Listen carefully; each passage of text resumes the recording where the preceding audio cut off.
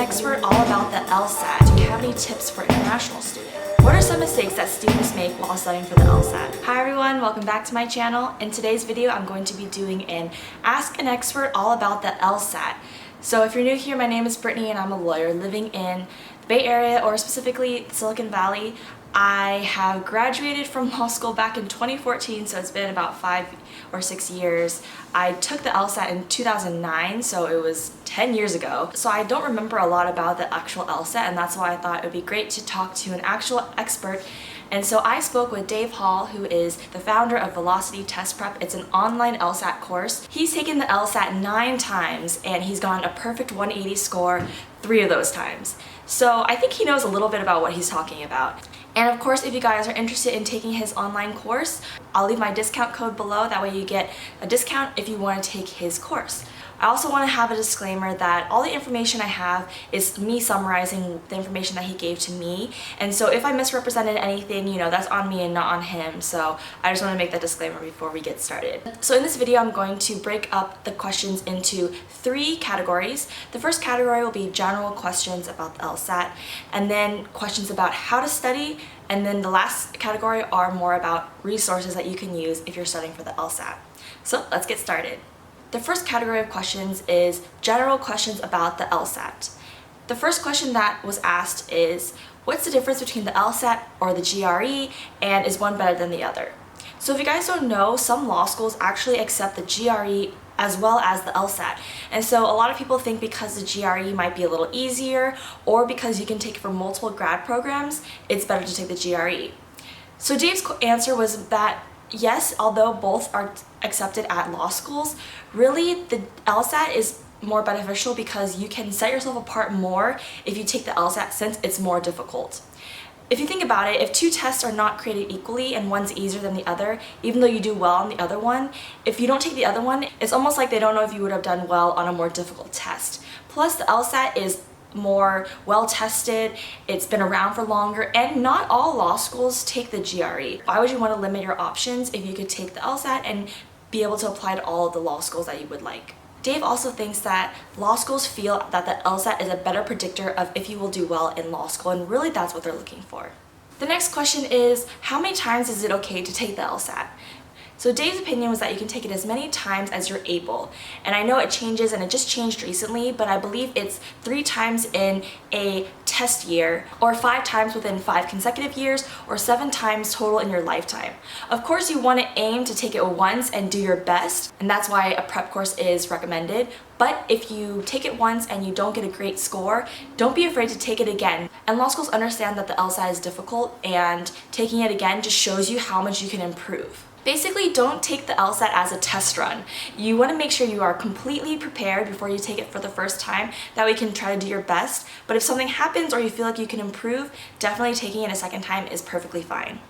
And if a law school is trying to decide between you and someone else, but you got a higher test score, and even though you took it twice, obviously you will probably have a leg up. So next I asked him, what are the top 3 false assumptions about the LSAT? His first one is that all you have to do is take a lot of LSAT questions. Now, of course, the more you do things, the better you'll get, but it's not the most efficient way of studying. He said that while you do want to do a lot of questions, you want to make sure you're doing them with an eye towards figuring out the right answer. So I know I've talked about this in my other LSAT video, but basically looking over the questions that you got wrong, or even the questions that you got right, and I'll talk a little bit about that later as well. But you don't want to just do a lot of questions, you want to make sure you are reviewing your answers and figuring out why you got it right or wrong.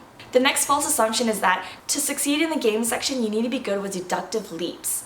He said that's actually not true. Really what you're looking for are patterns. So you want to follow the rules in a pattern and visual way. The last false assumption is that the LSAT is only for smart people and it's a test of intelligence. Now, while of course smart people do well on the LSAT, there's also plenty of people who aren't traditionally smart that also do well. And that's because it's a test that really tests your pattern recognition and patterns. You're going to hear this term over and over again throughout this video, but if you learn how to spot the patterns, you can do well even though you may not be a traditional smart or intelligent person in your eyes. So don't feel like this is a test to test your intelligence or make you feel bad if you don't do well the first time, because anyone can do well on the LSAT. So the next question is it better to take a prep course or do self-study? So of course Dave's answer was that a prep course is better, but I actually agree, because unless you're very disciplined, and even if you're disciplined in order to set out your schedule and study well, the benefit of a prep course is that you're learning from someone that's already done it, that already knows everything, and in Dave's course's case, you can take it at your own pace and you can do it online from the comfort of your own home. So you don't have to go out somewhere. For example, like I did a Kaplan course and I had to go to a class like several times a week. And when you're learning about it from someone who's an expert, they're able to explain things to you and explain patterns to you in a way that's more easily understandable. So why wouldn't you want to prepare yourself by learning from an expert? So I know a lot of you guys are international students, and a question was, do you have any tips for international students?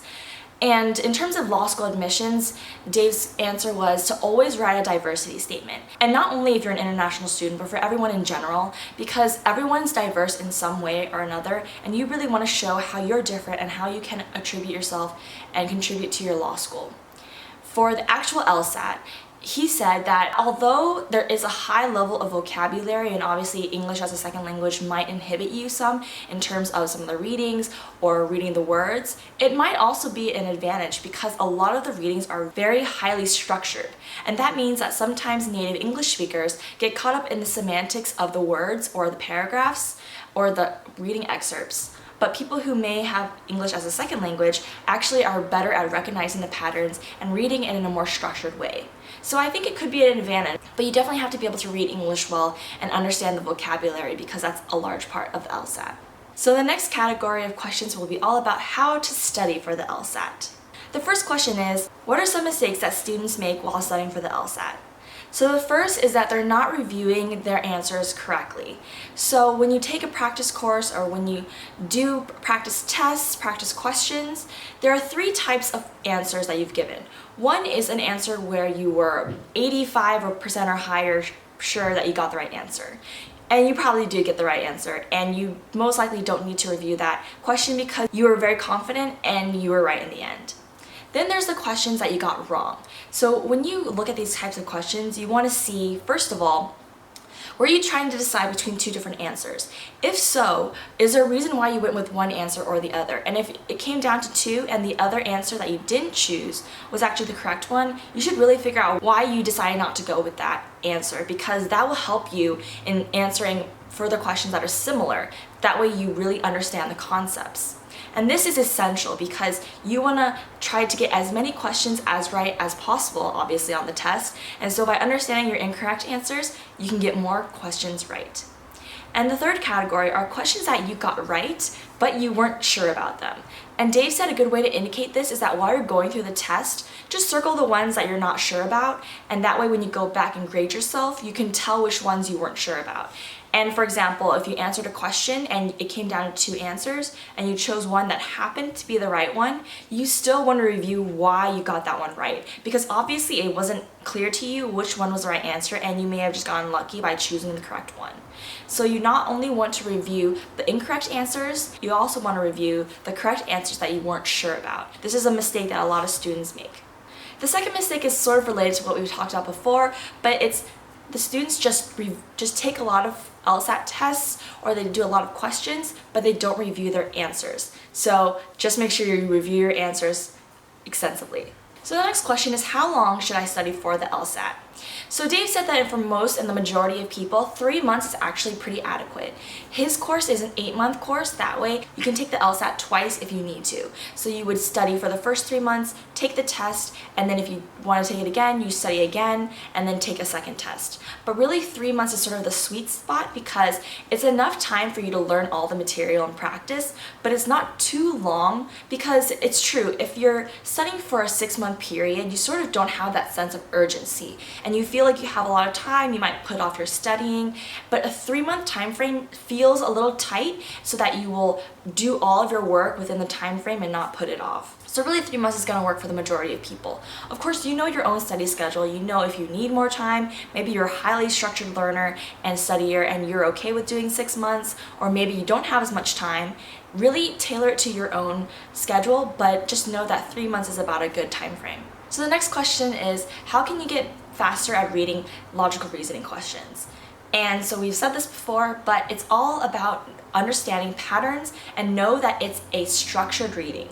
And just know that it's structural reading. So 80% of the time, they are like other questions that you've already answered. So if you have done enough questions to understand and recognize patterns, then you can quickly find the answers more easily without maybe even reading the whole question.